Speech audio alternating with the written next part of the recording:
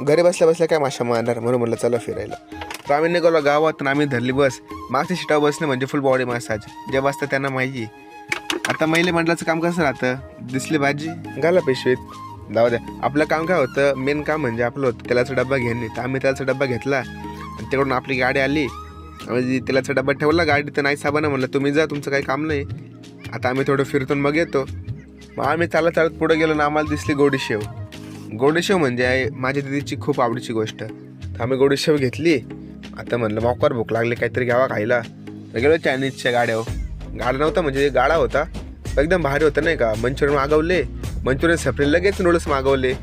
हा हा हा, एक नंबर. बस स्थानकावर गेलो, त्या म्हणता आताच येईल बस, नंतर येईल बस, आता येऊच नाही राहिली बस. आम्ही धरली तशी गाडीने चला. आता आमच्याकडे निसर्ग म्हणजे बघण्यासारखं आहे. वा वा वा. आजचा व्लॉग इथवरच. भेटू पुढच्या व्लॉगमध्ये. घ्या तेवढं सबस्क्राईबचं बटन दाबून.